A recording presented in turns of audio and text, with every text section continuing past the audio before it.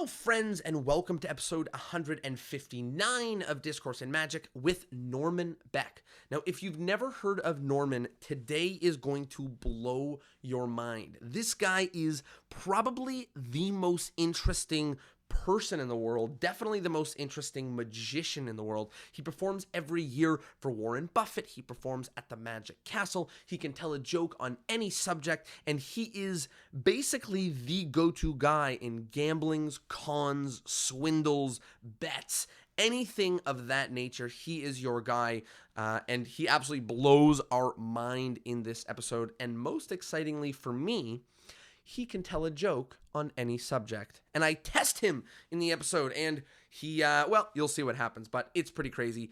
I think you're going to love this episode. I know I did. Lots of knowledge in magic, lots of knowledge in gambling, in cheating, and in just so many avenues of life. I think you are going to get a real kick out of it. Here it is, episode 159 of Discourse in Magic with Norman Beck.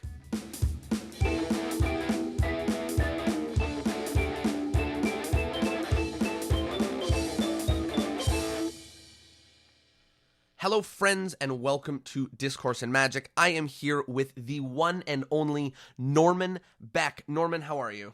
I'm good. I am super excited to have you on and to talk about some interesting things in the world of magic and gambling and chance. So why don't we start at the very beginning? How did you get into magic? How did I get into magic? Well, my first experience with magic was at about the age of 8 or 9. I went to a blue and gold banquet at the Boy Scouts or Cub Scouts, and there was a magician there, and I got to go up on stage and help him. So that was my first introduction. Then a couple of days later, my mother bought me the Cub Scout Book of Magic, and that's how I started. Like, you got hooked instantly, and that was it? Was there, I know that magic has been part of your career, but your career is in a different field. So how did your passion for magic develop? Was it a hobby? Did you think about performing very quickly as a job? How did you feel? No, when I was like 12 or 13, I was from a small town in Oklahoma, and we had a celebration, a town like a carnival. And there was a magician named Sandy Rhodes, who's I'm still friends with, that was hired to perform on the back of a truck. And I really wasn't a magician, but I said I was, and went up to him afterwards and talked to him, and he told me about the International Brotherhood of Magicians and invited me to come to one of the meetings. And so my mother drove me down, and I went.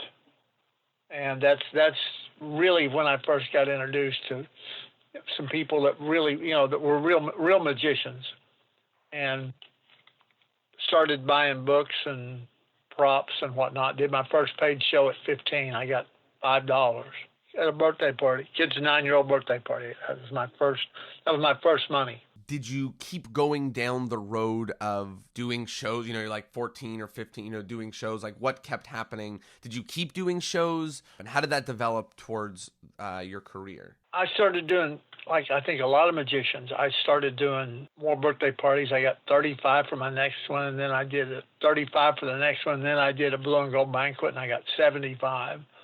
And this was all through high school. I was doing birthday parties for kids.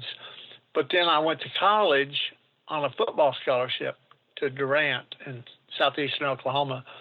And I went to a cast party one night at a very nice restaurant in Denison, Texas, a place called the Travelers Hotel.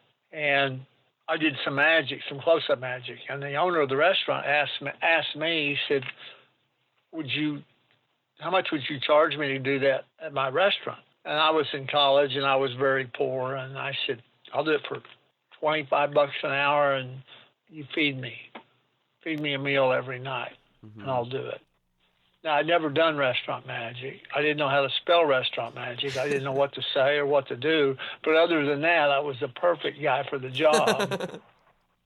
So I very quickly ordered. At the time, there was not much out there. There was a guy named Al the Only that had a little book out on it. There was a guy named Barry Govan from Australia, and there was a guy named Kurt Charles. And Eugene Berger had a couple of there was a black pamphlet and a red pamphlet book early on. So I bought those and took my close-up case and I did everything wrong when I started. I mean, I was so stupid. I would walk up to the table. I carried a big satchel. I sat at the table and I carried way, way, way too many props. And I would hustle for tips. And I had, hold out which hand? Hold out one of your hands. Another clean one. You know, it's really stupid, bad, corny, bad lines that I'm embarrassed that I ever said. And but that's what I did. That's how. But as I did it, I quickly learned you don't need this and you don't need that, and it's not really about the props. It's about the sticks and the lines and that sort of thing. So I sort of got rid of that as I went along, and been doing it ever since. So you learned all of the lessons, like you got your real chops performing in the restaurant. That's where I really, you have to be bad before you can be good. And so that's where I started off being bad. But when you work, 3 or 4 nights a week for 4 hours a night, you do one of two things. Either you get better or you leave. Right. And I decided to stay and get better. So how many years were you there? I was actually worked there in the restaurant for like 3.5. Oh, wow. So most of your... most of my college career, yeah. I discovered that the second semester I was in school. So you must have also been pretty tight for time, being in school for a football scholarship and then at a restaurant. Were we there once a week or I was there every Friday and Saturday and Sunday. Every Friday and Saturday and Sunday. So just thinking about your college, I guess every evening during the week was probably football practice, and then every evening during the weekend is working at the restaurants. No. What happened was I quickly discovered that I made more money doing magic than I did playing football, and it wasn't near as hard on my body. So after my first two years of football, I gave it up. I only had one semester of football where it interfered with the magic, and it interfered because I couldn't work on the, Saturday there'd be a game, I couldn't work. All right. And that was no good. Yeah. I mean, that was rude to not go to work. So I gave up football. Mm-hmm. My football career was very short-lived in college. Short. Well, I'm glad that you switched over to magic, the good side. So let's continue. So you worked at the restaurant and really got your chops doing magic, and then as school started to wrap up, what was going through your mind in terms of what your plan was? I was like most college students. I mean, my main career goals early in life were drinking beer and chasing women.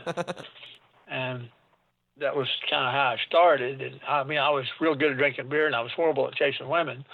I mean, I left the college and I went to work and quickly became a policeman in Tulsa. So I was a policeman for 5 years and did some magic as a police officer. They had like a community service program where you go out and talk about how great the police department was. And I did magic for kids and did that some. So that was fun and sort of added. And then I left that and I went to Little Rock, Arkansas, and was married for a short period of time and got divorced and had a period of time when money was really, really tight. And so I worked as a restaurant magician when I lived in Little Rock. And I also became a cold reader. I learned how to read palms. I became F.T. Namron. Whoa. Now, F.T. Namron was Norman backwards, and F.T., to kind of keep it in perspective, that actually stood for feces thrower. Now, I never did tell people that. I said it stood for Franklin Thomas, but I always, when I handed out the cards, I always kind of reminded me that I was just nothing. I was being paid to BS, basically. F.T. Namron. Wow. Yeah. I worked out of a New Age bookstore. In fact, I dated the owner of the bookstore. She owned us, and I would book readings in the bookstore, and I always made her book them 2 months out so I could go by their house and look through their trash before I gave the reading. So really? I gave a really good read. Oh, yeah. Oh, my gosh. That's crazy. Oh, man. I bet was, they had their mind blown in those readings. yeah, I became fans of a guy named Bascom Jones and Tony Andruzzi, and I was very interested in cold reading. I tell you, you take somebody who's a really good cold reader and you go to a party and you do and walk around, and somebody else has done cold reading, they'll kick you, they'll beat you to a pulp. I mean, people are so much. Well, I'll tell you a funny story. I was working at the restaurant called Shorty Smalls in Little Rock, and I was doing magic, but I made a deal with the owner that I would do 3 hours of magic on a Sunday. I did the Sunday brunch. And then when I finished, I could do an hour of cold reading in the restaurant. So I would walk up to the table and tell you that I was a palm reader, and would you like to have your palms read? So that's what I was doing. And so one night I was doing that, or one afternoon, 2 women, and there was a guy at the next table. You got to understand, I'm in Little Rock, Arkansas. I don't know if you know much about the South, but there are a lot of men in the South have red around their neck. It's pretty common, and you can sort of spot them. Well, there was a guy whose neck was definitely red, and I was reading this girl's palm, and when I get done, he looked at me and said, "Hey, what are you doing?" I said, "We're just having a little fun." He said, "I was reading this girl's palm." He said, "I think that's a bunch of horse shit." I said, "Well, sir, I'm sure you're certainly entitled to your opinion. We were just having fun. Didn't want to offend anybody." He said, "You want to read my palm?" Now, I didn't want to. But by the same token, he sort of threw the gauntlet down and said, "Do you want to read my palm?" And I said, "Sure." Now, I know it's total BS, and it's all about money, but that's what I was into at the time. I don't do it anymore, but at the time, and so I went over to read his palm. And you got to understand that this guy has already told me so much about himself in that short little exchange we had. So I'm able to hit him really, really hard, really quick with lines that he did not realize that he had exposed himself. It'd be like playing poker with somebody and they show you their whole hand. So he had done that. So I hit him a little bit, then I hit him a little harder, then I hit him really hard. And he jerked his hand away and he closed it up and he kind of turned white and he looked at me and he said, Don't tell me anymore." I said, "Don't worry about it." I said, "It's just a bunch of horse shit." And walked away. Whoa. That was one of my favorite stories years ago. Whoa. Like I said, this is when I was young and stupid. Now I'm just stupid. So I mean, you know, the part of that palm reading thing that shocked me is that, I mean, based on the area of work that you are in right now, which we're going to talk about a little bit, but, you know, you seem like a real logical, down-to-earth guy. You don't seem like somebody who is swayed by those types of fictions, or would even, would try to move people by those types of fictions. It's very surprising to me. What is it that made you do it? You were just like young and trying to hustle for some money. Were you? I needed the money. Yeah. I needed the money. It was all about the money. It was nothing. It was never anything but the money. That was my only motivation. I had no interest in anything other than. But I learned a lot from it that magicians could draw from. That is, I'm not to go out and do cold readings but you learn that it's not about you, it's about them. And most magicians that are bad because they make it all about them and not about the customer. They make it about the magic about themselves and not about the people. And if they would learn that if you just will personalize it, make it about them, you'll do much better. It's like, what can I do for you, not what can you do for me? Do you look back on the cold reading time with like regret, or do you look back on it as like a fun, crazy time in your life, like going hiking in the, you know what I mean? Like, I don't look at it as with regret. I mean, I didn't do it for that long. I mean, but I got really good at it because I would. The only way you get really good at cold reading is to do it a lot, and I did it a lot for everybody, bars, corporate events. One thing I learned early on doing corporate events, if they had a corporate event that was say from 7 till 10, and they wanted you to do cold reading from 6 until 8, I would say no, I won't do it. I would not work unless they let me work the entire length of the party. The reason is because if let's say the party was from 6 to 10 and they hired you from 7 to 9, if you started at 7, at 9 o'clock, you're going to still have a line, and you can't really well get up and leave. So I'd say you have to, because people will stand in line the whole time. I mean, they're going to stand there and listen because they want to hear what you have to say. I think some of them want to hear what you have to say because they're really interested, and some want to see how close you are, or how bad you are. So it's interesting. I never really talked a lot about cold reading on this, and it's super interesting. And, it sounds like the kind of impact that magicians only dream of having. Let's move forward. Let's talk a little bit about the job that you currently have now. Probably one of the most interesting jobs in the world. Talk a little bit about what you do. I basically fly around the world and try to give away money. I work for a company that we insure game shows all over the world. So I fly all over the world and try to things like hole-in-ones at golf tournaments and half-court shots at basketball games, field goal kicks, anything you can imagine. Publishers Clearinghouse, some of the televised game shows. So my job is I'm over claims and security. So I basically make sure that the game is run fairly and no one cheats. And then if we have a claim, I investigate it, make sure that everything was done up to snuff. That's my job. It's what I've done for 25 years now. So let's start at the beginning of that. So how do you get into that career? How did you go to school for that? No, you have a misspent life. You have a childhood that's sort of borderlines on the dark alley, I guess would be a good way to put it. When I was in college, I didn't have a lot of friends.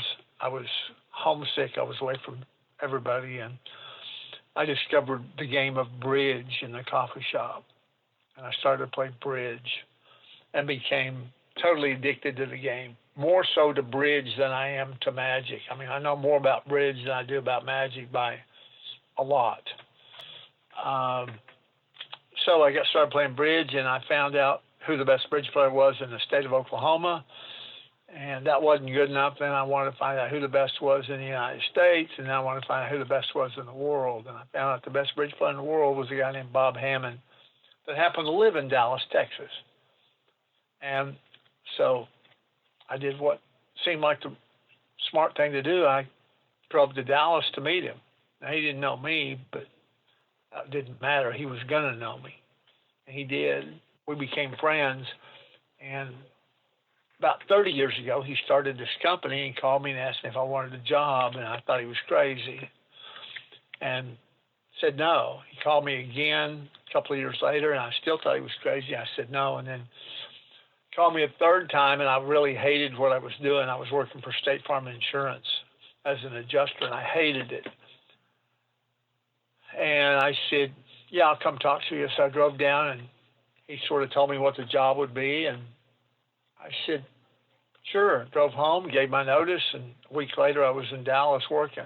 Been here ever since. I guess, are there loads of companies around the world that do what you guys do, or is it? No, no, there's not loads. There's a few, maybe 3 or 4, but we're by far the biggest. I mean, I've covered things as small as 42 cents and as much as a billion. A billion? So, yeah, with a B. Whoa. I guess the first question is, let's say you're at a giant event and there's a 1 in whatever chance to win. I mean, like how does one know? And obviously it's much more difficult than something at an eyeballs glance, but how does one know if they should play the game or if something's worth it, or if, right? Like, what's the inside scoop to know if we should waste our time on something where they say, okay, there's 1,000 baskets and one of them has or whatever. How do I know? Well, first of all, it didn't cost you anything. So you have what we would refer to in the gambling world as an overlay situation. You're there. It doesn't cost anything to play. You have no downside. Right. You So have might a as well tremendous play. upside. So the answer is, yeah, you should play. Right. Um, and we've done some really crazy, wild things that most people would never think about, that you would never dream of. Finding Bigfoot alive, an alien spaceship landing, the apocalypse. I mean, those aren't the norm. I mean, those are like one-offs. We had one of the funniest ones was an escapologist. Guy called, he had sold a reality show to cable television, where that if you tied him up with a 100-foot piece of rope, if he didn't escape, you won $1 million. It's all well and good, except he didn't have the $1 million. Right. So he called me and said, could we insure him? And I said, well, give me a little bit of time to check into it. So I'm not an escapologist, but I know some friends of mine that have done that. From what reading I did, I found that if it's a 100-foot piece of rope, you can always get out. So I went down to Walmart and I bought a 100-foot piece of rope and thought I'd try it myself just to see. I'm dragging it through the store, and the manager stopped me and asked me why I was dragging this piece of rope through his store. I said, well, did you ever try to push one? And anyway, so I discovered that, in fact, you could always get out. So I called the guy up the next day and said, we can't cover this. He said, but I can always get out. I said, that's why I can't cover you. I said, because if you could always get out, you could always stay in. I said, how do I know that you're not splitting with the guy that's tying you up and he gets $500,000, you get $500,000, I get left holding the bag? Right. He said, I never thought of that. I said, that's why you get tied up for a living. That's why I live in Dallas and think about stupid stuff.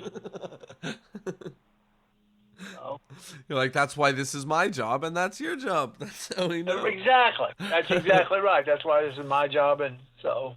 I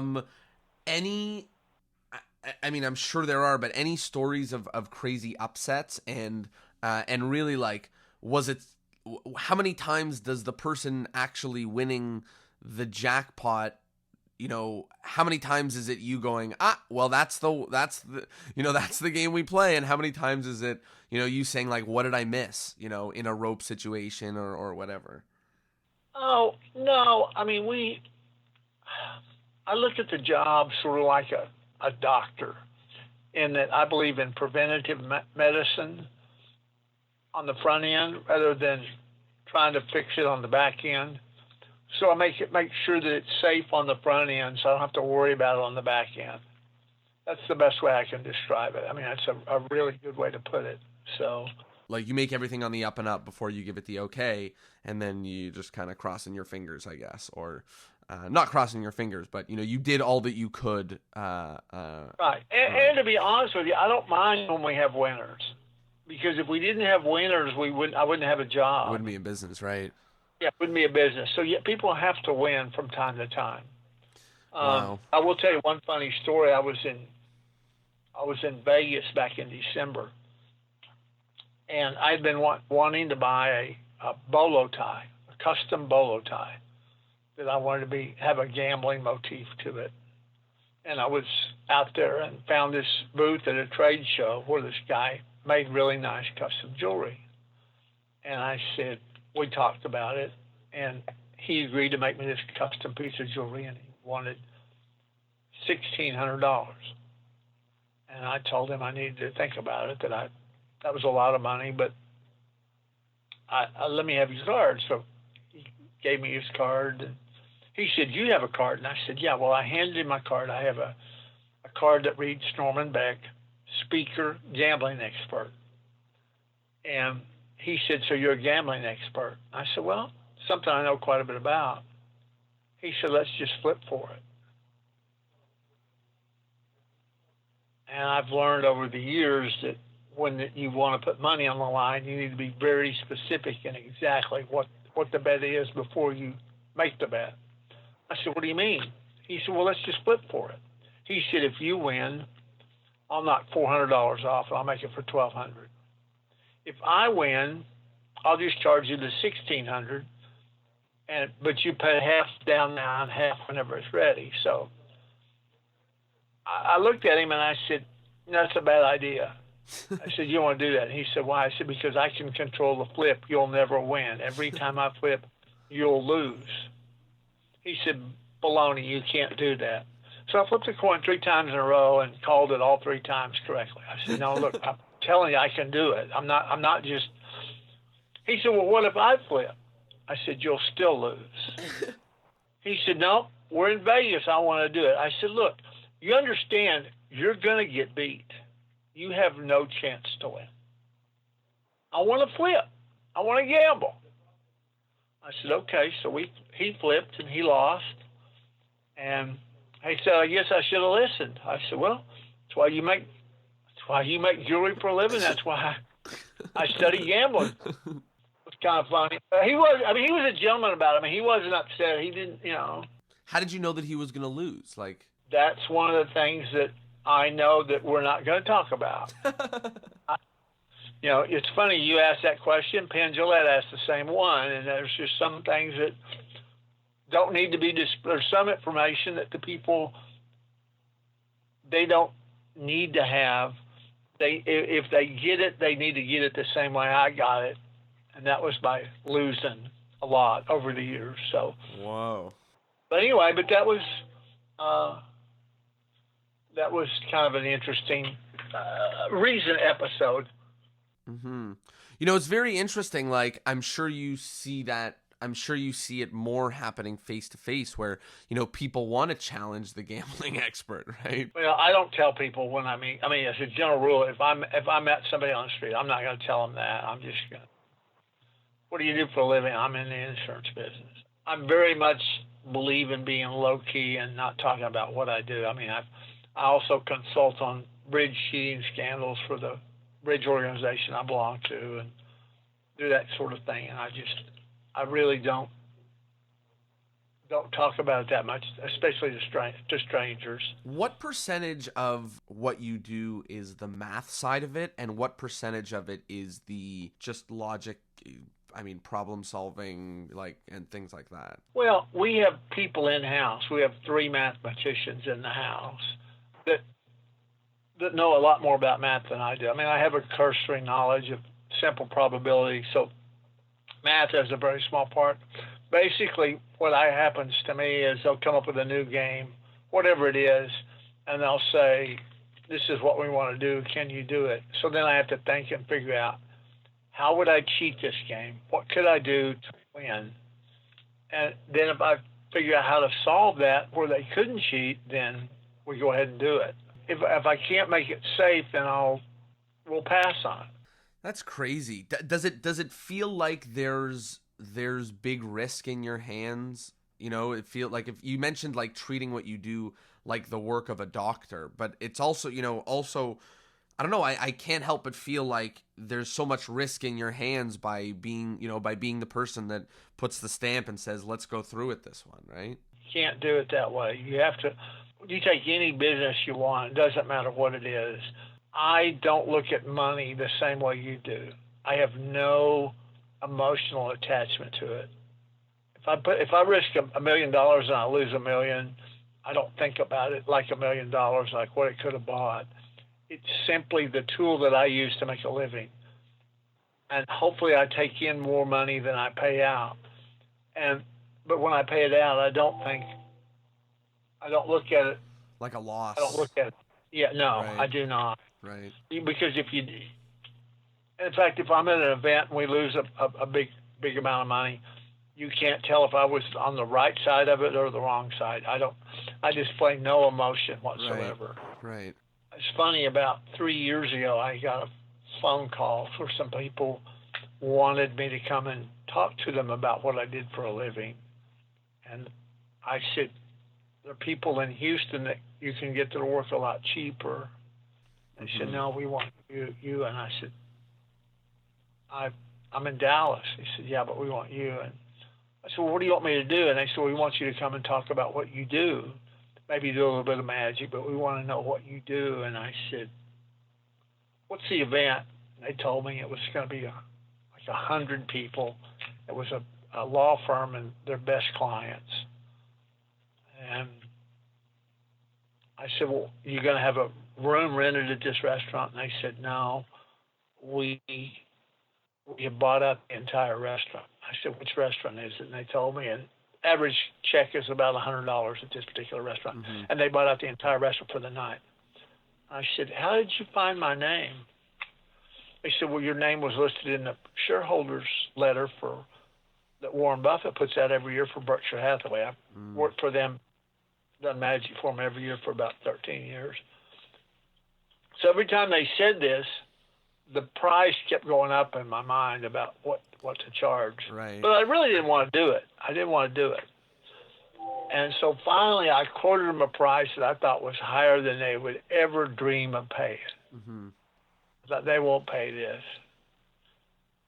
And the lady said, as soon as it came out of my mouth, she said, that's great. We'll be looking forward to it. Can you send us a contract? And I thought, I didn't ask for enough money. So I went and did it and found out that I really enjoyed it. I mean, enjoyed it more than I do magic. I enjoyed public speaking more than magic, by a lot, actually. And then I got a phone call a couple of weeks later, the same exact scenario, but it was in Dallas. And so I did that. And then I got a phone call from SMU, and they wanted me to come and do a TED Talk. Mm-hmm. And so I went and gave a TED Talk and found out that, I love magic. I'll always love magic. I'll always do magic. But at the end of the day, I'd rather get up and speak in front of people than I would get up and do tricks for them. And why is that? Well, there are three reasons. There are three really distinct reasons why. Number one, I found that when you get up and talk to people, your words can actually change the world, and you can make the world a better place and actually impact people in ways that magic, as a general rule, doesn't. I mean, you go do a good magic show, and people feel good, and they escape what they're going through in their daily life. But you get up and give somebody some advice, or give them a way to look at the world like they've never done before. And when they leave a better person than they were when they came in. Mm-hmm. If I do a magic show, they're not going to leave a better person. They're going to leave happy, and they had fun, and they enjoyed it, and they don't know how I did it.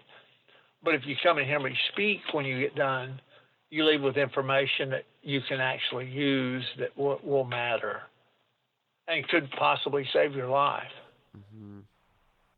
Yeah, and I guess that's a more recent thing for you to be diving into the speaking world. And I saw the TED Talk as well, which was absolutely incredible.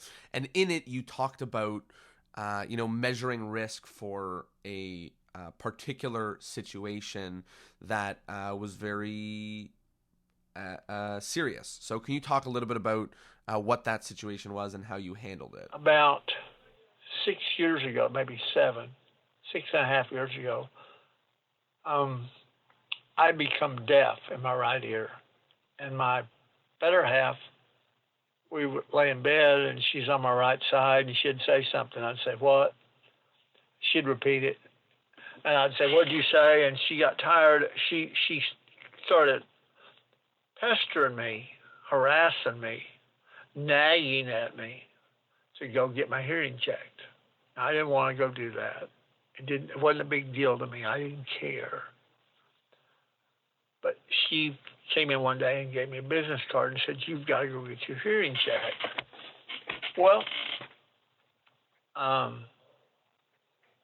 did it, not because I wanted to get my hearing checked, but because I wanted her to be quiet and quit nagging me. And that was the only way I could figure out to get her to stop. So I went and found out that I had a brain tumor the size of a baseball. And I approached the brain tumor the same way that I did any other contest. I approached it exactly the same way. When I approach a contest, I take the money aspect out of it. Well, in this, I took the fact that I could die out of it and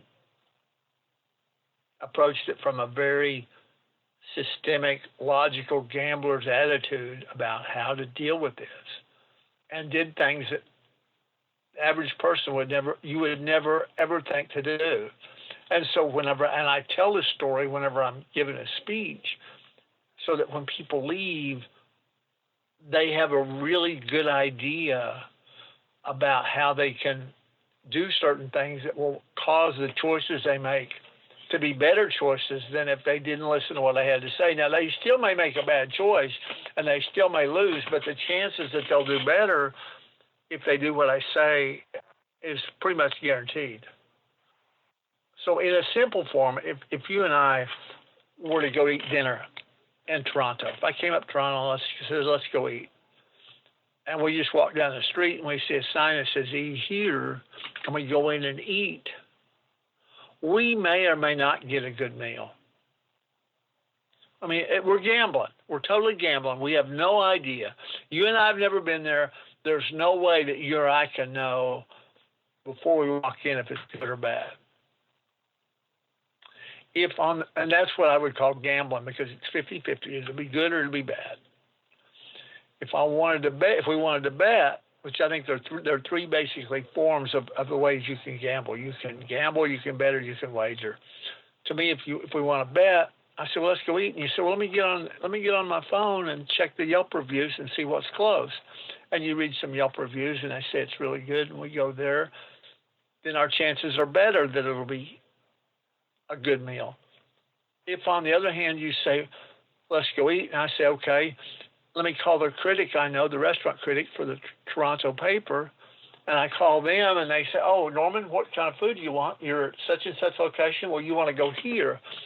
Now, we still may get a bad meal, but we're now wagering because now we have information from somebody who's really, really smart in that particular field, and our chances are much better. Now, it seems very simple, but most people don't think to do that. So that's basically what I talk about when I talk to people. I tell them how a gambler thinks as opposed to the way everybody else thinks. And so what exactly did you do when you found out you had the brain tumor that is different than what an average person what you would do? Yeah. Well, the first thing I did was I went home and told my significant other. I could not say I have a brain tumor. I could not. Those words would not come out of my mouth. So I wrote it on a piece of paper. Let's take a note from a shy 14-year-old boy in junior high. I went home and she said, did you go get your hair injected? And I said, I nodded yes. What'd they say? And I just handed her the piece of paper. And I'd written on it, I'm sorry, I have a brain tumor. The size of a baseball. So that's what she got. She got a piece of paper from me that's what I said. And she was great. She looked at it and she said, we'll get through it. And the very next day, the first thing I did was I went to the best malpractice attorney in the city of Dallas. Before I ever talked to my surgeon, I went in to see the malpractice attorney. And he sat down and he said, so you've been in a car wreck? I said, nope. He said, you had a doctor that performed some procedure and it didn't work out right. I said, no, I haven't been to the doctor yet. He said, you took some drugs and you had an adverse effect. I said, no, I haven't been prescribed any drugs. He said, we're going to have a hard time winning this lawsuit. I said, you understand, I'm not trying to sue anybody. I said, I have to go in for brain surgery. You're the best malpractice attorney in Dallas. You know where all the bodies are buried. You know where all the skeletons and closets are at. I said, I need to know if these two guys are the right two guys to have surgery and to operate on me. And his mouth dropped open and he looked at me and he said, in 35 years, nobody's ever made this request. I said, well, till yesterday, I didn't need you. And so that was the first thing that I did, because the only thing I could really do that would affect the outcome was to get the best team possible, because let's face it, if you're going to have your if you're going to have your brain surgery, you only get one shot. If they screw it up, you're pretty much done. If we go eat a bad meal, it doesn't really matter. But if you have a bad surgeon and he slips with a knife, then you could be a vegetable. What's so amazing about going to the malpractice attorney is, I would have even thought if somebody went and visited 4 or 5 people that doctor had operated on, I would be like, wow, that person is really smart for going to consult those people. But it's like confirmation bias, right? Of course, the people that lived through it will say that he was a great doctor. So to go to the malpractice to say, like, when has this gone wrong, is where you go to get the actual data to figure that out. So just, it's so smart. Well, you mentioned to go talk to 4 or 5 people that had been to him. I did that too. I did that as well. I also went to the ICU, the neuro ICU unit on the floor at the hospital where I would be, and found an RN at 2 a.m. and talked to the RN. I hired a doctor to sit with my family during the surgery, to be like an interpreter, so that when the surgeon came out and gave information, if there were certain questions or something needed to be asked, my family wouldn't know to ask. But if you have a doctor there, they know to ask. They understand doctor speak better than you and I or my family does. So I did that as well. And that gave them comfort. If you think about it, you got your family sitting there and they're, on pins and needles, and then you have some comfort. I will tell you a funny story about it. This happened during the TAOM. And the guest of honor that year was Johnny Thompson. Now, Johnny and I were good friends, and I had agreed to pick Johnny up at the airport. Now, it was on a Thursday. That's the day my surgery was on a Thursday. I was supposed to pick him up at 5 o'clock. I go in for surgery like at 5 in the morning, and I get out like 4:30 or whatever, and I wake up, and my surgeon's there, and I said, "What time is it?" And he told me it was 4:30, and I thought, "Oh shit." Thinking to myself, I got to hurry up and get to the airport to pick up Johnny. And I said to the surgeon, I said, "Listen, I need my pants and my car keys." I said, "I need to drive to the airport." I said, "I'll be back in a few minutes." He said, "You can't leave. You just had surgery." I said, "But I got to go pick up Johnny Thompson." I said, "The Magic Convention started." He said, "You can't leave." I said, "You don't know how big Johnny Thompson is in the magic world." He said, "Mr. Beck, you can't leave." I said, "You're nothing but and I used a pretty bad word. I said, "What guy?" I thought, and that man just saved my life, but that's what drugs will do to you. That's awesome. You're like, "Do you even know who Johnny Thompson is?" Yeah, I did. That's what I said. And he's like, "No." I was like, "Wow, how could you not know?" But, that's awesome. And how many years ago was this whole ordeal? I think it's going to be 7 in August. Wow. I think it's 7 years. Wow. I know it's sort of the way that we were talking about, but not only is it such an incredible story, but it also does such a good job of showcasing the way that you think about things differently than other people. And what is it that someone can do to take this way of thinking? Like we can't, but if we could put a little Norman Beck in our pocket, on our shoulder, like a little angel on the left side, what would he tell us before we make big decisions? The first thing that a person needs to realize is you're not that smart. The day that I got smarter was the day I woke up and said, "I'm not that smart." And I recognized that in certain areas, it's much better to go talk to somebody else than it is to try to figure it out on your own. There are 5 people that everybody needs in their life, and your life will be much smoother. You need to have a good doctor. You need to have a good dentist. I wish you didn't need it, but you need to have an attorney. You need to have a good mechanic for your car. You need to have a good financial planner. You have somebody to take care of those 5 areas. And if you take care of those 5, everything else is pretty much, it doesn't matter. I mean, from just a normal day-to-day life, it's not that big a deal. I am, there's several books that one needs to read. Everybody needs to read Dale Carnegie's How to Win Friends and Influence People. Everybody needs to read another book called Influence. Influence should be required reading for everyone. When I was in my late teens, I dated a woman who was 39. And she told me the last time I saw her, she said, I really like you, Norman. You're really a good guy, and I know we won't see each other again, but it's been really fun the time we've spent together. And she was really nice. And she was, when you're 19 and somebody's 39, they knew a lot more about life than I did.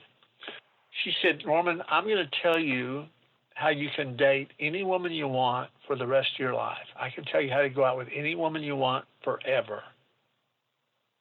Now, at 19, this was real important information. This woman had my undivided attention. And I said, okay, I think if I need to get paper and pencil and take notes. And she said, no. But any woman you want to date, all you need to do is make them think it's their idea. Whatever you do, make them think that the idea of going on a date was not yours, but theirs. And that was by far the best piece of advice I ever got. Now, I've used it in other things besides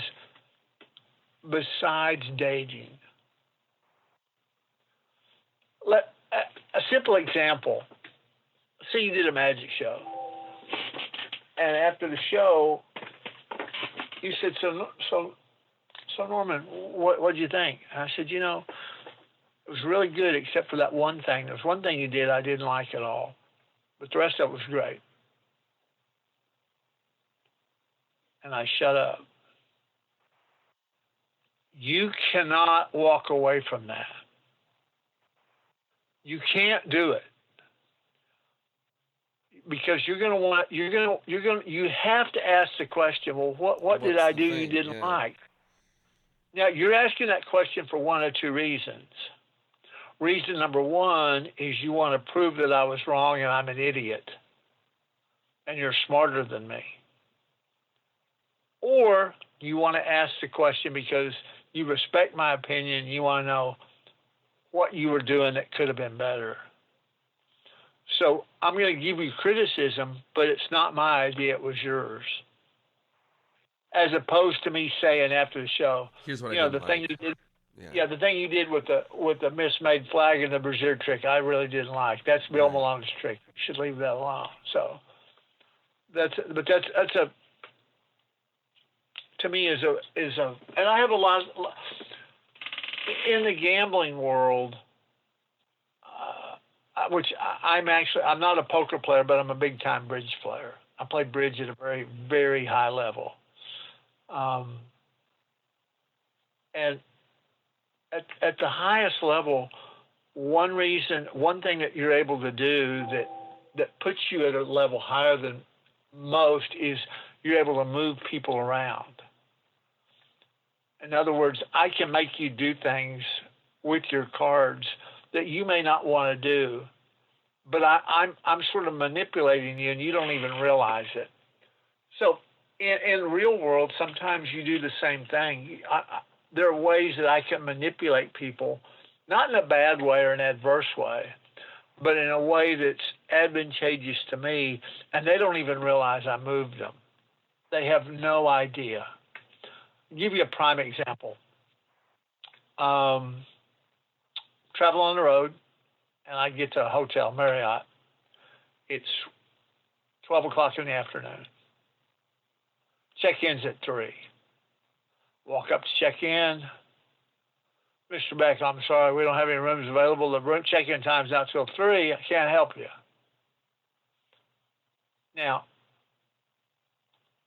I look at the person behind the desk, and I say, that's great. where would you recommend that I go for lunch? You recommend a place. I said, that's great. That's where I'm going to go. What would you like? Can I bring you back something? Now, they always say no. They never say, bring me back a Reuben or a cheeseburger. They always say no. And you say, well, that's great. I'll go. Go to the restaurant, eat lunch, find out what the best dessert is, and buy three. Buy three of the desserts.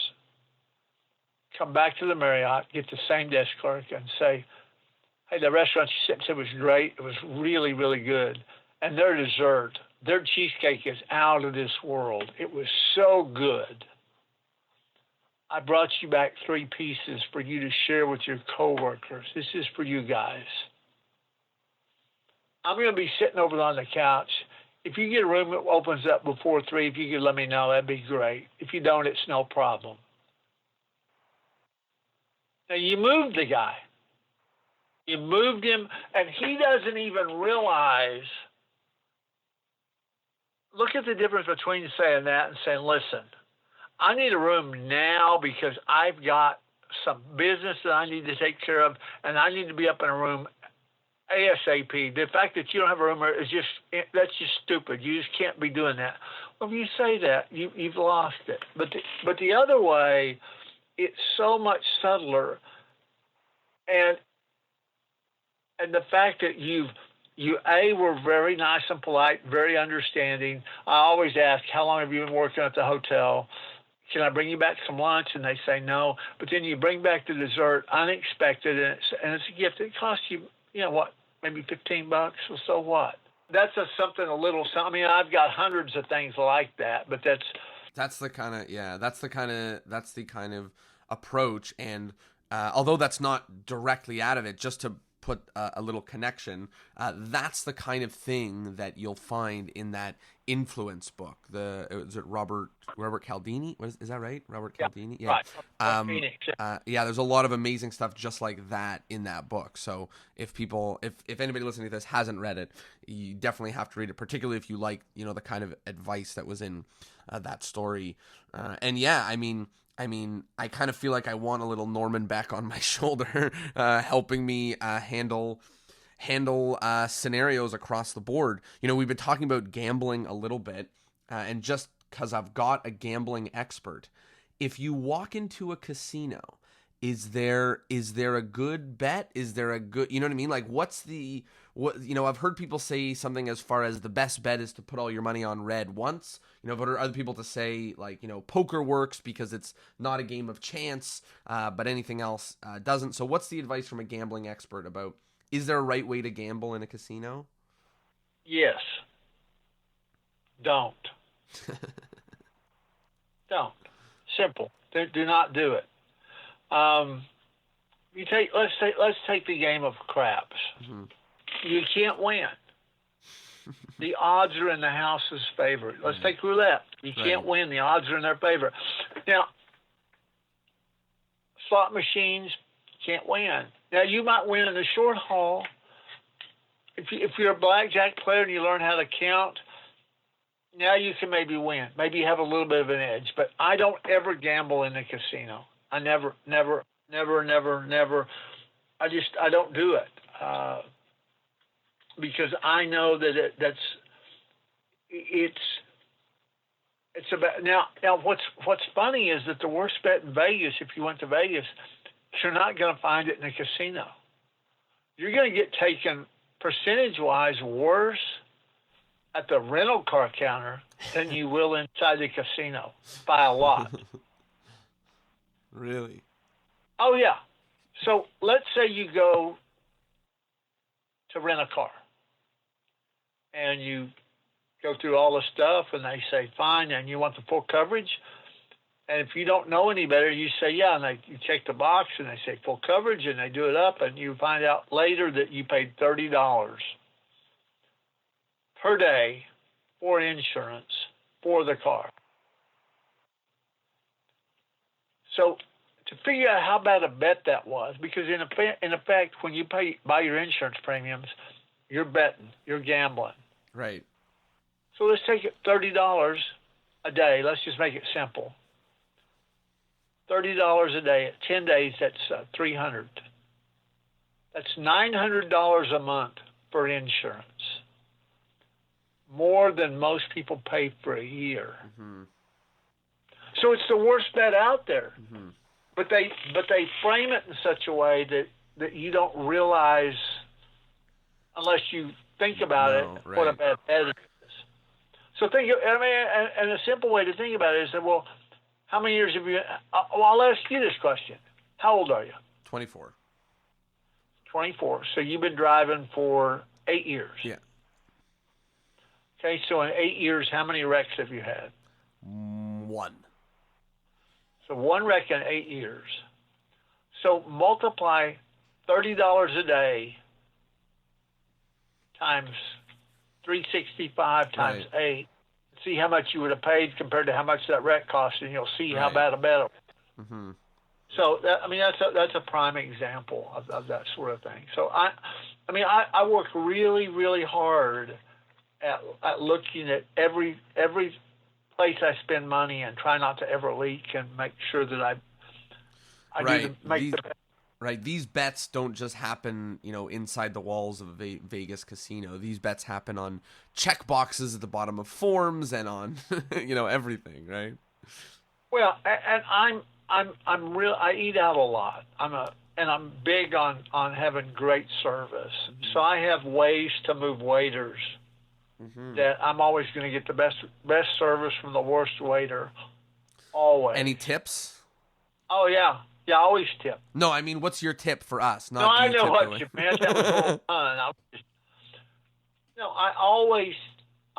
So when you say any tips on what? On how to get good service? Yeah. I mean, if that's something that you know that you can get, like if you feel that you get the best service from even the worst wait staff, like if you know how to do that, like just spread the word. So when the waiter comes in and takes your order. Now, I don't know Joe Blow. I've never met him. Mm-hmm. But I take out my business card, and I say to the waiter, "Is Joe here tonight?" "Oh, no, sir, he's not." "Would you do me a favor?" And they say, "Sure." You hand him your business card. It says, "I haven't seen him in a really, really long time. Would you tell him that Norman stopped in and said hello?" Now, I don't know Joe Blow, but I didn't lie. When I said haven't seen him in a really, really long time, I've never seen him. So, yeah, that qualifies as a really, really long time. The guy doesn't know that. But what he does know, or what his perception of the scenario and yours are two different things. He thinks that you're friends with the guy. Now, you didn't lie. You never said you were friends with him. You said you hadn't seen him in a long time and you want to say hello. Well, yeah, the guy owns a restaurant. I want to say hi to him. Mm-hmm. But think about it from the waiter's standpoint. Right. Oh, gosh, this guy knows the owner. Better be sure he's taken care of. I feel like I want to go places with Norman Beck. That's what I feel like. I feel like I'm gonna get the best waiters and the best deals and all the best. It sounds like a good approach. There's a few other questions I wanted to ask you about. One is, before we pressed record on the mic, we were talking about magic and some interesting turning points, and you said that there were 3 conversations in magic. One with Don Allen, one with Jay Marshall, and one with Chuck Smith that really changed the way that you think about it. And then you hit the nail on the head with the fact that I've heard of Don Allen, I've heard of Jay Marshall, but I've never heard of Chuck Smith. So tell me a little bit about what those conversations were and how they changed your view on magic. So I've been in magic now. I'll be 60 on my birthday. So let's say I've really been in magic since I was 14. So I've been in magic for, 46 years. Mm-hmm. When I was 16, I went to my very first magic convention. It was in Tulsa, Oklahoma. And the headliner was a guy named Don Allen. I never heard of Don Allen. Didn't know the name, didn't know the face, didn't know the routines. I knew nothing. But the older magicians said, for the close-up show, they said, "Get a front row seat and hold us 3 places. I need you to go in an hour beforehand." I did what they said, but I didn't know why I was doing it, other than they told me to. And so I saw Don Allen do an hour's worth of close-up magic. And I'd seen the magicians in the local club do magic, but I had never seen Don Allen do magic. But when he was done, I said to myself, that's what I want to do. That's what it's supposed to look like. Now, I didn't know anything other than the fact that I knew in my heart of hearts that I had finally found somebody that really knew what they were doing. He was great. So I saw him later that day in the dealer's room, and I was thinking to myself, I want a chop cup. I can do that. I did cigarette through the quarter. I got that. I got a die stack. I learned how to do the die stacking. So I had taken notes, and so I thought, okay, I got this down. So I went up to Don Allen, and this is what I said. Mr. Allen, I loved your show. That was great. I'm going to be just like you. I'm going to do every trick just like you do it. I'm going to say every line the same way you say it. It's going to be great. I said this verbatim to Don Allen. And he looked at me. And he looked at me, and there was a long silence. And I realize now, after I found out a little bit about how much he disdained people that stole from him. But he also looked at me, and he saw a 16-year-old kid. And he looked at me, and he said, I want you to do me a favor. I said, okay, anything. What do you want? He said, I want you to go home tonight, go in your bathroom, and take off all your clothes and stand naked in front of the mirror. And I thought, that's really weird. I thought, I don't really think I like how this conversation's going, but then he said, when you finish looking, I want you to realize that you're not Don Allen. You're a kid from Oklahoma with a country accent. He said, my sport coat costs more than that car that you drive. He said, figure out who Norman Beck is and become Norman Beck. Don't try to be Don Allen, because the best you'd ever be is second. And that was the single best piece of advice I ever got, because I became Norman Beck, and I didn't become Don Allen, and that was good for both of us. So that was the first lesson, and then I went to I got invited to Fechter's up in Buffalo. Obie O'Brien, Roger Klaus got me into Fechter's, and I went, and as I was leaving the day after it was over with, I was at the airport, and Jay Marshall was there. Now, I didn't know Jay Marshall. I knew he was really something. I mean, he was pretty famous. I said, we were sitting there and talking, and so I didn't have a lot to talk about because I didn't know much. Still don't know very, very much, but I knew less then. So I asked Jay Marshall, I said, how do you know a trick's good? That was my question. It's really stupid. I'm embarrassed to even tell people. That's what I said. He said, you don't need to. He said, the audience will tell you. He said, all you need to do is do a trick 500 times and listen to the audience. They'll tell you if it was good or not. You have to learn to listen to your audience. Most people don't do that. And I wrote that in my notebook, and I took that to heart. And I've been listening to people in my audience ever since. That's so important. Now, it's the third person I named was Chuck Smith, and you said, I've never heard of Chuck Smith. That's really sad. Chuck Smith he's close to 90 now. He lives in Midland, Odessa, Texas. You can't name a famous magician in the last 20 years, probably, that didn't go visit Chuck Smith. Ricky Jay went, Michael Skinner, John Carney, Steve Freeman, Steve Forty. They've all made the trek to visit Chuck Smith. Chuck Smith is a guy that was never a full-time professional magician, although he made a lot of money at magic.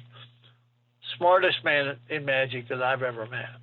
If I go to visit Chuck Smith, I know two things. I'm going to have a great time. We're going to laugh a lot and have a great time. And I know he's going to fool the living daylights out of me every time. So about maybe 15 years ago or so, his wife, Thelma, was in the hospital in Dallas. And she was there for open heart surgery. Did not go well. Was in bad shape. Kidneys were starting to shut down. She's down to her last. I mean, it's the end of the. It looks like it's the end of the road now. She turned out she got through it and she made it, but it's the end of the road now. I'm down there to visit my friend Chuck. Chuck's my best friend in magic. I've learned more, laughed more from Chuck than everybody else put together. Nobody that I've ever seen do magic is better than Chuck Smith. Nobody. Steve Forty's better at cards, but Chuck is really good at fooling people. Really good. So we're sitting in the ICU, in the waiting room, and at the time, you could go back and visit a patient for 15 minutes every 2 hours. And so it's about 9 o'clock at night, and he's staying at the hospital. He's sleeping in the waiting room. And he said, I get ready to leave, and I said, Chuck, can I do anything for you? Can I bring you anything tomorrow? He said, yeah, you can. I said, what do you need? He said, I need some equipment. I said, what do you mean? What do you need? He said, I need, and it was just like a doctor giving me orders. He said, I need 2 decks of cards. I need a set of multiplying rabbits. I need 2 sponge balls, a thumb tip, and some pearls to make mini pearl, make the little poodle dog. I said, okay, when do you need them? He said, could you bring them tonight? Could you go home and get them and bring them back to me tonight? I said, sure. Now,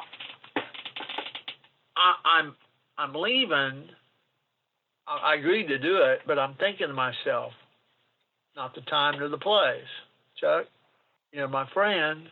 I love you, but this ain't the time or the place. This isn't the time to be doing magic. This is you got to be thinking about Thelma and worried about Thelma and not. We can do magic later.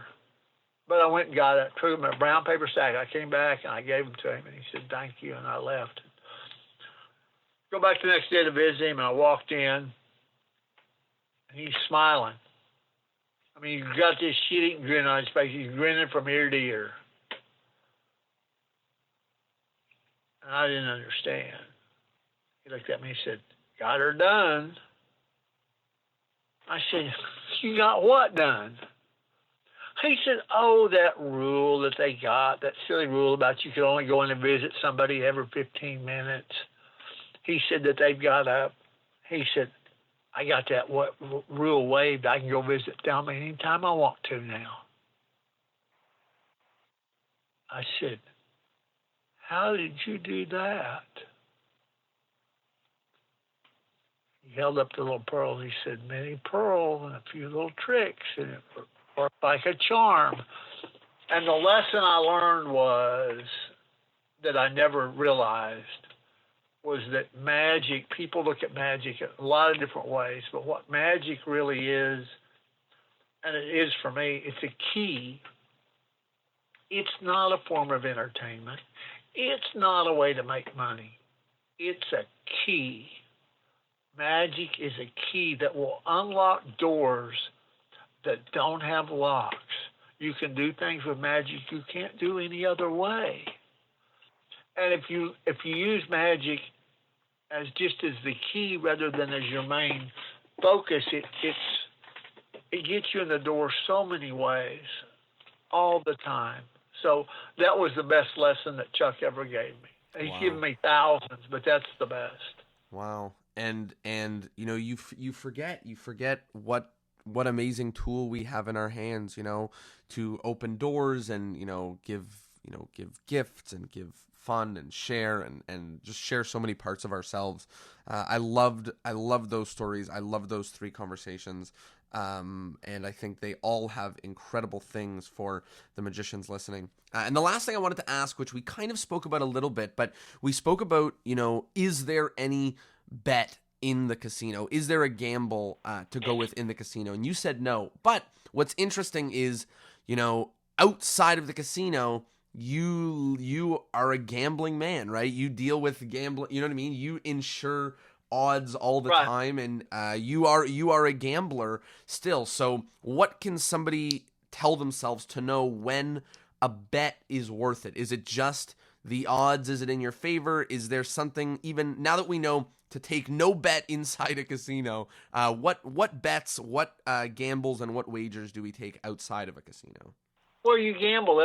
Everything you do is a gamble. No matter what you do, it's a gamble to some extent. The bets that I try to make are the ones that I know I have an overlay position on, that it's in my favor. As an example, if you said come to Dallas and you said I want to go eat a steak. Well, now we can gamble and go to any steakhouse, just pick one. We could wager, we could go look at Yelp reviews, or we could go to my favorite, which is a place called Nick and Sam's. Now, we're not going to be gambling there. We're not going to be betting. We're going to be wagering, because I know what's going to happen. Because I've gambled with them before. I know that Gabriel's going to wait on us. I know we're going to sit at table number 17, and I know it's going to be perfect. So that's a situation. Now, could we get a bad meal? Yeah, I guess it's possible, but not likely. So you want to gamble when you know that the odds are in your favor. Do you know about the let's make a deal problem? The Monty Hall problem? Monty Hall problem, yes. yeah. Yes. So that's an example. That's an example when you want to always switch. You want to be sure and switch. Mm-hmm. And I tend to be very, on things that really matter, I tend to be very careful how I bet, as opposed to things that don't matter. If we go out to dinner, it doesn't matter. But if you want to talk about the woman I'm going to spend the rest of my life with, that matters. That makes a big difference on how I pick. I think a lot of magicians make a mistake when they pick tricks to do, because they sometimes pick bad, and what they don't realize is that once you pick a trick and you learn it, for many magicians, it's very hard to throw it away. They can't stop doing it, even if it's bad.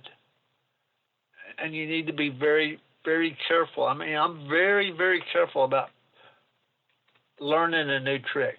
It's really, you can show me a trick and I'll watch it. That's easy. But to show me a trick and get me to learn it and to do it, that's really hard, because I don't have very many friends, and the friends I have, I was very careful to pick them. I love that. Well, we are getting towards the wrap-up questions, but before we do, I heard a rumor that you can tell a joke on any subject. I don't know who you talk to. But I probably couldn't, but if you want to bet $20 on it, we could try. Well, what do you want to joke on? I don't know. I'm looking around me. Tell me a joke about coffee. A lot of people drink coffee and they can't go to sleep. I'm just the opposite. I go to sleep and I can't drink coffee. So I went in the coffee shop this morning. I said to the waiter, I said, this coffee tastes bitter. He said, well, it should. It was ground this morning.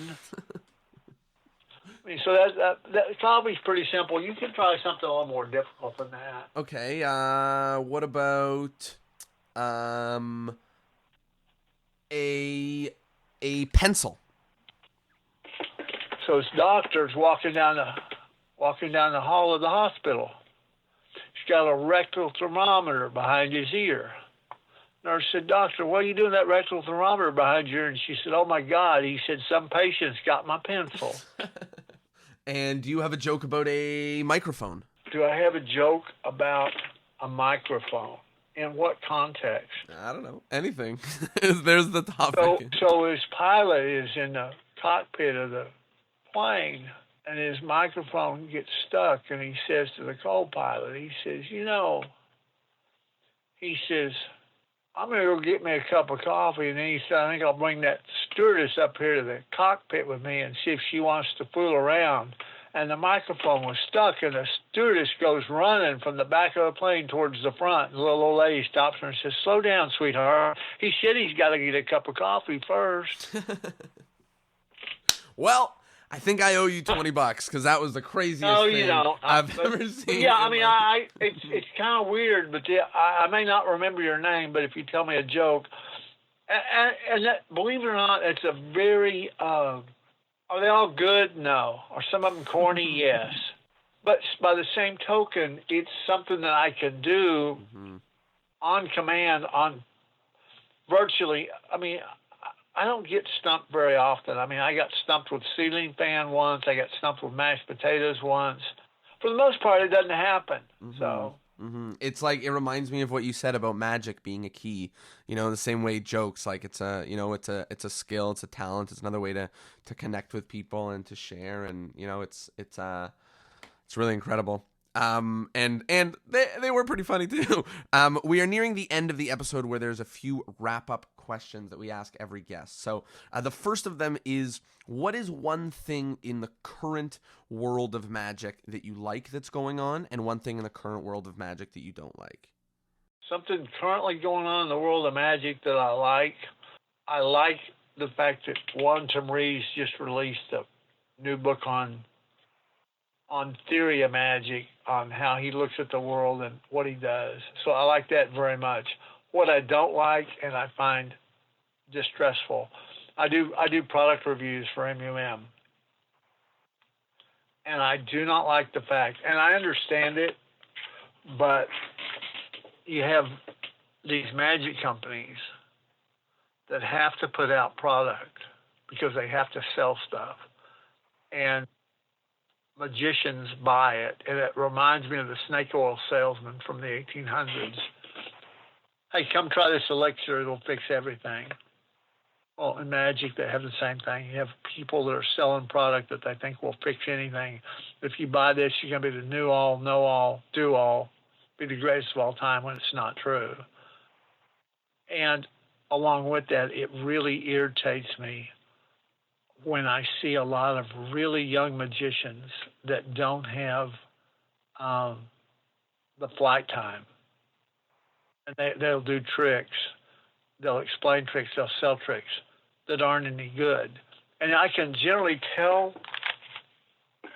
because if somebody has a trick and I'll notice something that they're doing that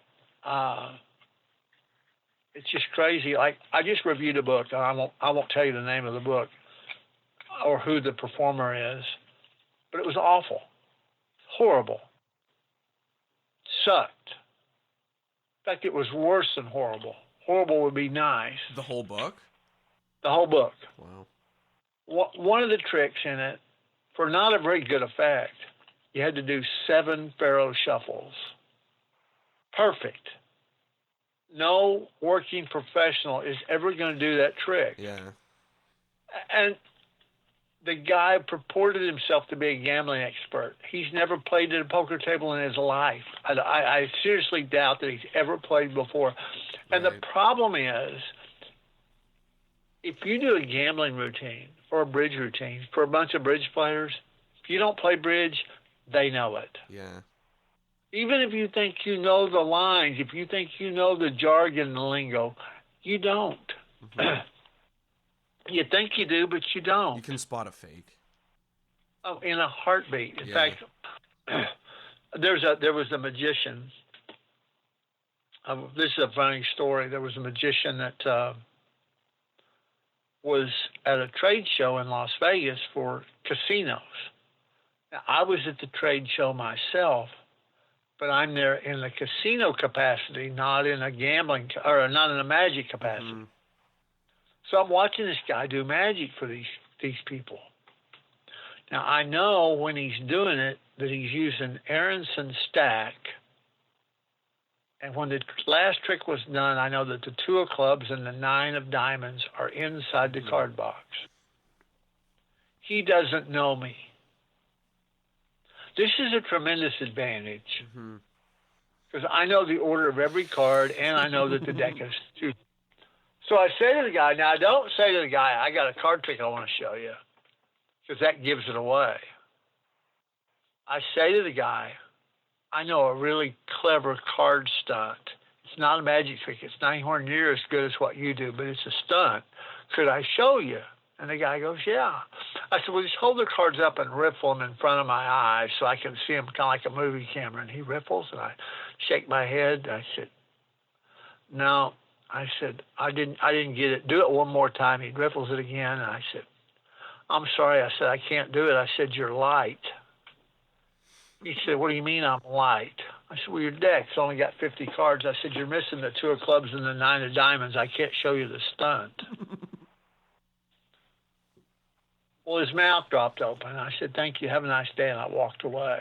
But think about the impact that it has on this guy. I didn't say I could do a trick. I said I did a stunt. But here's a stranger, and he calls out 2 cards that I've removed from the deck and has no. He was completely blown away. So I walked by about 45 minutes later, and he called me over, and he said, let me ask you a question. He said, are you a fan of Simon Aronson? I said, is that some show on the Strip that I missed? No, he said, Simon Aronson from Chicago. I said, I'm from Dallas. But your tricks were great. But you're stunned. He said, that was really good. How did you? I said, oh, it's something that we do in the casino industry. But I said, it's not anywhere near as good as your tricks. Your tricks were great. You have a nice day. I never told him. Walked away. Wow. I hope he doesn't listen to this. Yeah, I was just going to say, there's a magician out there who there's one guy who just listened to this and went, what? That was you? That's crazy. What a great story. That's awesome. And what a true understanding of the way that you use, all of this knowledge. And I would love to be a magician who crosses Norman Beck and doesn't know that he did.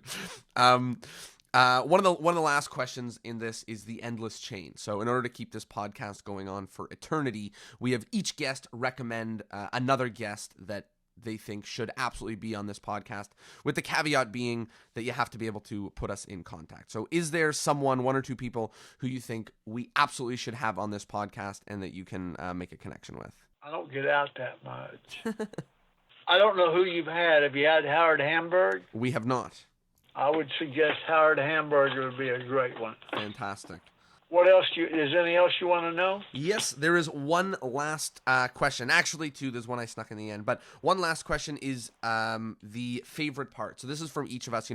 We've both been talking for about an hour and a half plus about loads of different things. And magicians, they listen to this while they're doing everything. They're walking around, walking their dog, driving, everything. And I want to distill this to one thing that people can take home to remember this episode. So for me, I think the one thing is just, looking at all of these decisions and looking at these at the choices in your life and taking an opportunity to take a step back. Don't get fooled by checking the box of an insurance, car insurance or whatever, but more importantly, take a step back on the important decisions and use your noggin a little bit to find the best route and find the best way. Norman, for you, what do you think people, if there's one thing they can take home from today, what should that one thing be?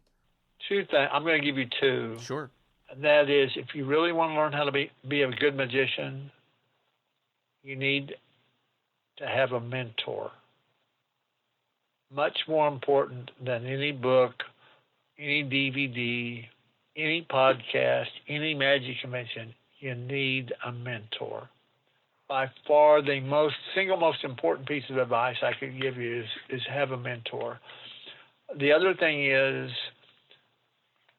magic, unlike almost anything, is you need to go do it. A prime example would be, imagine if you said to me, I want to learn how to be be a great card magician. Or I want to learn better yet, I want to learn how to date women. And I said to you, great, come over to my house on Saturday. There, me and 3 buddies, we get together every Saturday and we talk about dating women. We read books on it. We look at videos. We talk about different techniques. Now, we don't ever date any women. We don't ever actually do it, but we talk about it all the time. There are people in magic that do that.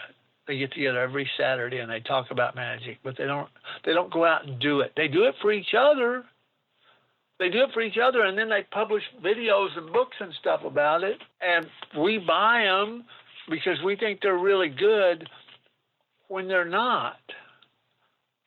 Because they don't go out and do it for the real people. They don't go out and do it in the real world.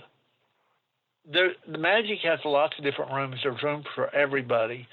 But if you really want to do magic for people, there's only one way to do it. If somebody said you want to do it, I had a friend of mine about 10 years ago, Henry, had a chance to do magic at a Golden Corral, very low-end steakhouse, for free. He wasn't going to get paid any money. He just was going to get his meals. He said, should I do it? I said, absolutely, go do it. He got to be really good. 10 years ago, he was really bad. He sucked. But he's done it for 10 years, 3 or 4 nights a week for 10 years. He got good.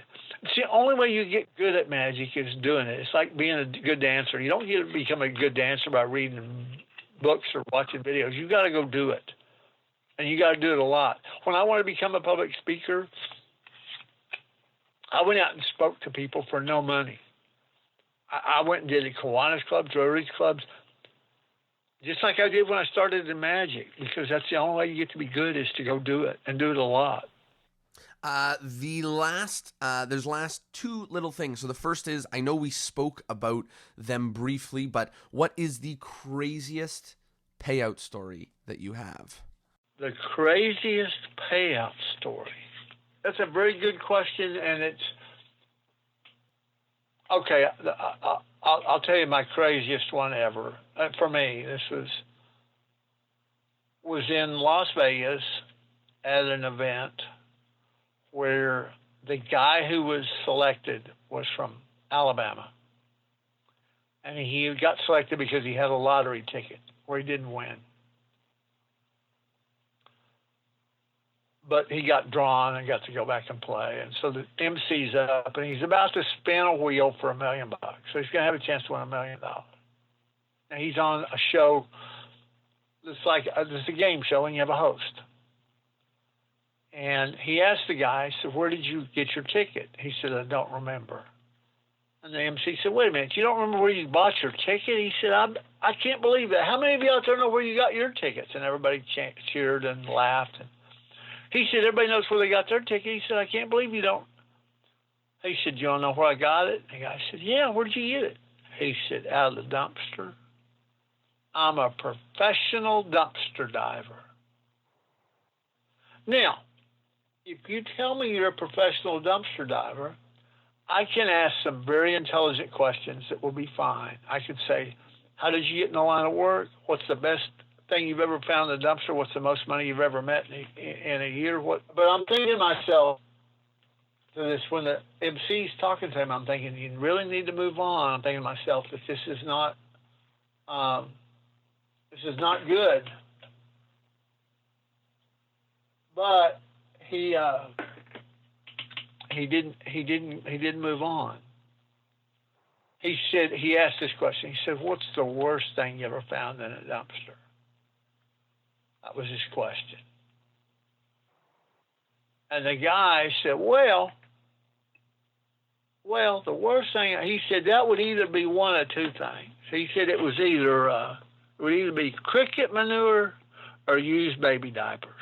Used baby diapers or cricket manure. Now, the MC, if you were the MC, what would you have said when he said that? He said, he looked at him, he said, cricket manure. He said, yeah, you really got to know your shit if you're going to be a dumpster diver. Set the guy up and knocked him out of the ballpark. I mean, just absolutely set the guy up 100%. What a great story. That's awesome. To sign off, the last question I wanted to ask you is, I thought about the most difficult subject, and that is a teddy bear. Do you have a joke about a teddy bear? So this guy goes and picks this woman up at a bar. She says, you want to go back to my house and fool around? And he says, yeah. And they go and they walk into her bedroom, and there's teddy bears. Little ones, medium-sized ones, big ones, great big ones, all the way from the floor to the ceiling. And the guy gets a little weirded out by it. He says, I think I should be going. And she said, no, stay. It's okay. So the guy stays, and they have a nice, quiet few moments alone, and he's ready to leave. And he looked at her, and he said, so how was I? She said, you can have any teddy bear off the bottom shelf. That was amazing. And with that, Norman, thank you so much for joining me on this episode. This was so much fun, and I learned so much. It was my pleasure. Thank you so much. And of course, a big thank you to everybody who listened to this and listened in for an hour and a half of us talking about everything under the sun. What a blast. And we will see you all next Thursday.